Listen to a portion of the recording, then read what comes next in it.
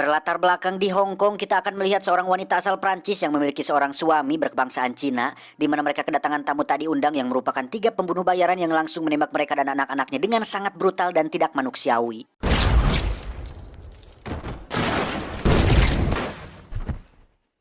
Dan inilah pembalasan dendam. Ini adalah Costello. Beliau merupakan ayah dari si wanita Prancis tadi yang berarti mitoha dari suami anaknya, di mana beliau sengaja datang ke Hong Kong setelah mendengar kabar bahwa anak, suami, dan cucu-cucunya diserang oleh orang yang tidak dikenal. It's a miracle. She's still alive. Ternyata anak Costello ditemukan masih hidup walaupun dengan kondisi kritis, di mana Costello mencoba bertanya tentang ciri-ciri dari pembunuhnya sehingga didapatkanlah petunjuk kecil bahwasannya satu pelaku berhasil terluka di bagian telinga oleh tembakan yang dilayangkan oleh anaknya. Venge-moi. Je les trouverai. Di sisi lain kita akan melihat seorang bos triad bernama Fung, ini bebenguknya, di mana dia menugaskan seorang pembunuh bayaran bernama Kuai, ini orangnya, untuk membunuh salah satu ajudannya karena telah berani berselingkuh dengan salah satu wanita simpanannya. Kuai bersama kedua rekannya pun mulai menjalankan aksinya, di mana mereka bertiga berhasil mengetahui di kamar berapa ajudan dan wanita simpanan Fung menginap, dan di saat bersamaan muncullah Costello yang kebetulan akan menginap di hotel tersebut, dan ini akan menjadi lebih menarik ke depannya.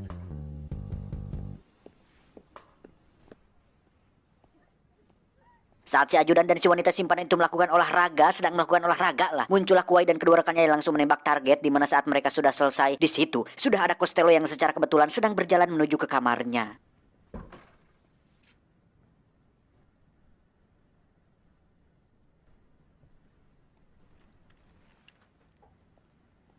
Keesokan harinya, polisi pun segera memeriksa TKP di hotel itu, di mana Costello harus ikut diperiksa untuk menjadi saksi dalam pengenalan wajah para pelaku. Dan yang menarik adalah Costello berpura-pura tidak mengenali wajah si pelaku yang padahal jelas dia adalah salah satu rekannya si Kuai, di mana Costello justru mengikutinya sampai ke lorong dan...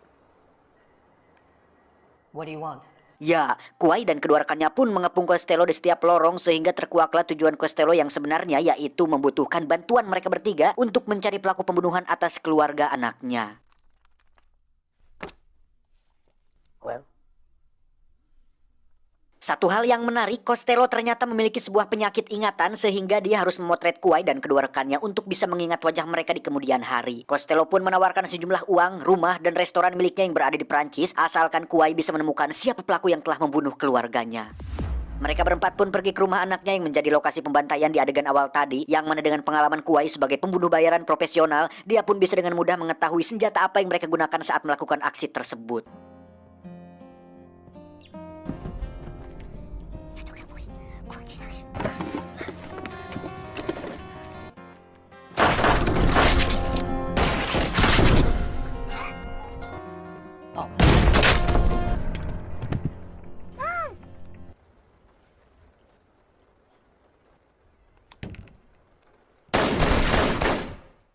Sebagai seseorang yang memiliki penyakit lupa ingatan, Costello ternyata tidak lupa dengan resep makanan yang sering dibuatnya, di mana beliau membuatkan sejumlah makanan untuk dimakan bersama-sama dengan mereka bertiga. One shotgun, one Mad Max, one put weight on left foot. And one got his left ear blown off by my daughter.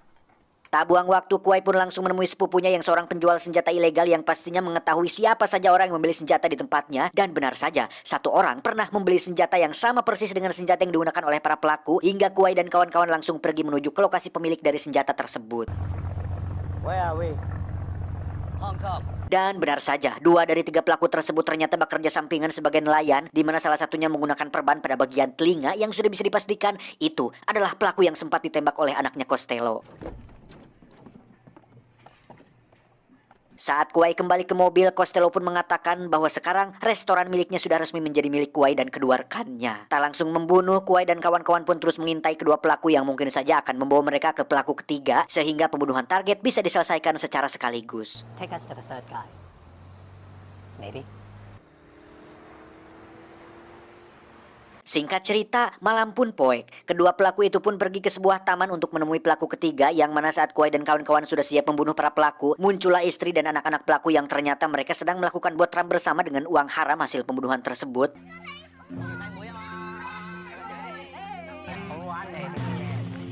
Sebagai pembunuh bayaran yang beretika dan memiliki tata krama serta berjiwa luhur dan menjunjung tinggi asas kemanusiaan, Kuai tentunya tidak langsung membunuh mereka dan akan menunggu sampai keluarganya pergi dari sana.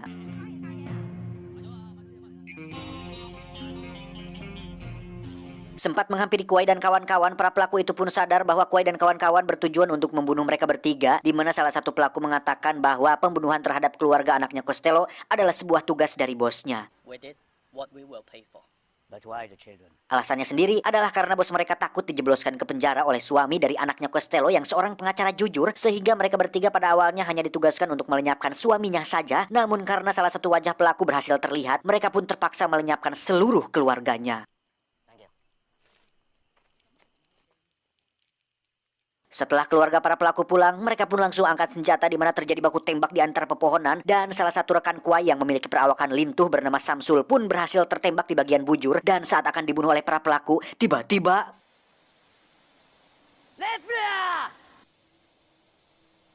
ya, sudah ada Costello di belakang kedua pelaku itu, namun karena penyakit lupa ingatannya, Costello seketika dibuat bingung atau linglung dengan wajah para pelaku sehingga dirinya justru tertembak tepat di bagian bahu.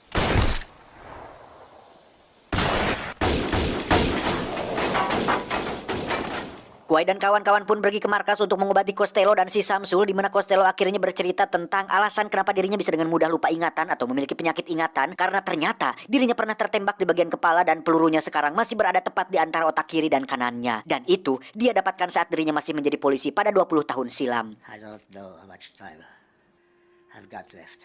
Just remind me to pay you. Tak lama Kuai pun mendapat telepon dari Si Fung alias si bos Triad bahwa 3 anak buahnya baru saja diserang oleh 3 orang Cina dan 1 orang bule, yang mana Fung tidak sadar bahwa penyerangan tersebut dilakukan oleh Kuai dan kedua rekannya.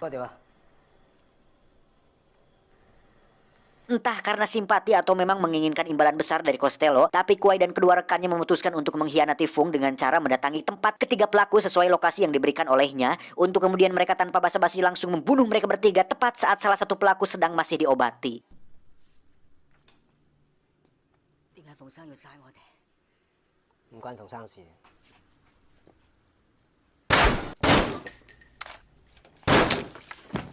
Kabar itu pun langsung diketahui oleh Fung sehingga sekarang Kuai dan kedua rekannya resmi menjadi musuh dari Fung yang notabene adalah bos mereka sendiri. Kuai dan kawan-kawan pun kembali ke markas untuk memeriksa keadaan Costello, di mana Kuai sengaja menulis nama Si Fung pada salah satu senjata dengan tujuan agar Costello selalu ingat tentang nama dari otak para pelaku yang telah menewaskan keluarga anaknya.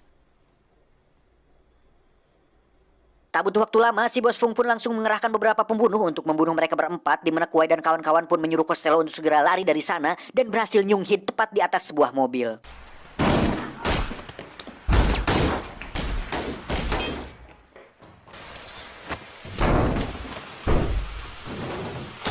Kuai dan kawan-kawan sendiri berhasil lolos dari para pembunuh kiriman Fung tersebut, di mana saat mereka akan menghampiri Costello, Kuai pun sempat ngerengkok karena melihat Costello yang linglung, tapi beruntung dia kembali ingat mereka bertiga berkat foto dan nama yang disimpan di dalam jaketnya.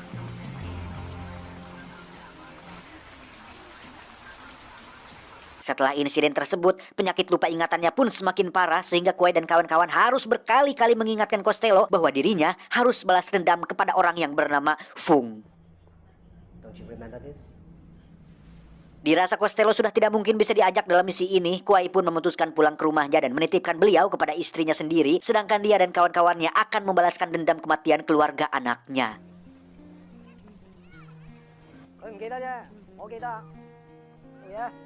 Sampai sini saya pribadi merasa terharu dengan keputusan Kuai dan kawan-kawan yang menganggap bahwa Costello adalah sahabat baik mereka. Meskipun pada awalnya hal itu didasarkan oleh uang, tapi melihat rasa simpati Kuai yang memilih untuk membalaskan dendamnya, ini sangat-sangat jarang terjadi loh dalam dunia pembrutalan dan kriminal. Padahal mah Kuai dan kawan-kawan bisa ninggalin dia sendirian, tinggal ambil uangnya terus kabur. Toh Costello juga gak bakalan ingat mereka, kan lupa ingatan. Tapi ini mereka malah melanjutkan misinya untuk bunuh Si Fung. Salut sih, meskipun cuma film. Lanjut.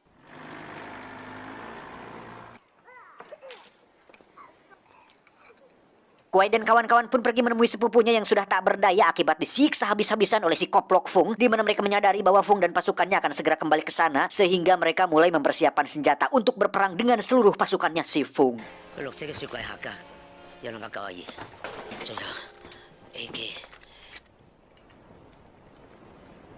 Peperangan pun terjadi di hamparan rumput yang luas di mana mereka berlindung di balik tumpukan kertas yang bisa digorolongkan, di mana pasukan Fung ternyata jauh lebih banyak dari dugaan. Bahkan Fung sendiri ikut menyerang menggunakan AWM dari jarak yang cukup aman.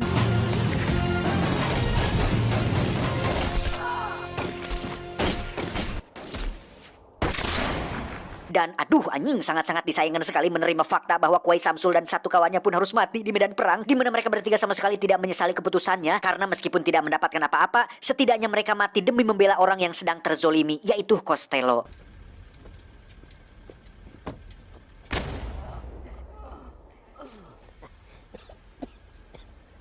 Mendengar berita tentang kematian suami dan kawan-kawannya di televisi, sang istri pun terlihat menangis dengan begitu nyesek, sedangkan Costello hanya bisa celangak-celinguk tanpa bisa mengingat siapa mereka.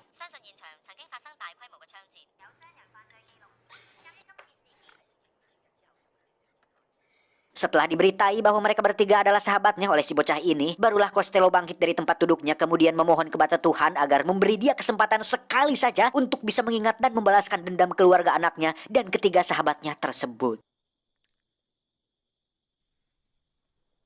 Suatu hari ketika Fung sedang makan siang dengan enak dan santai, bahkan tidak ada beban, terlihat ada seorang wanita cantik mengkodenya dengan pantulan cahaya, dan tak lama muncullah beberapa gerombolan anak-anak yang menjual stiker bendera, sehingga Fung terpaksa caper dengan membeli semua stiker tersebut agar menarik perhatian bagi si wanita cantik tersebut. Welcome. Dan Fung hanya bisa tertawa ketika baru menyadari bahwa wanita itu sedang hamil besar, di mana Anda semua akan sangat-sangat terkejut ketika mengetahui bahwa wanita itu adalah istrinya si Kuai dan gerombolan bocah itu adalah anak-anak asuhnya. Dengan sebuah metode simpel, Costello pun diberitai bahwa orang yang telah membunuh keluarga dan sahabatnya adalah pria yang memiliki stiker bendera banyak di jaketnya, dan dia harus benar-benar membalaskan dendam orang-orang tercintanya. The man with the most flags is George Fung. Dengan petunjuk kecil tersebut, Costello pun langsung menyerang saat itu juga, di mana Fung sempat tertembak di bagian dada, tapi karena dia memakai baju anti peluru, Fung akhirnya bisa lolos dengan kabur melewati pemukiman sempit.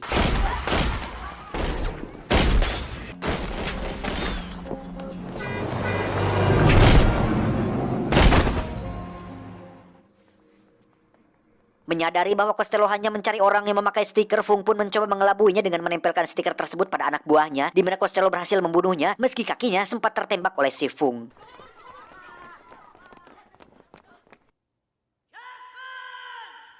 Dengan cepat Fung pun melepaskan jaketnya kemudian bersembunyi di bawah mobil, sedangkan Costello sendiri berhasil membantai semua anak buahnya tanpa mendapatkan kesulitan sedikit pun.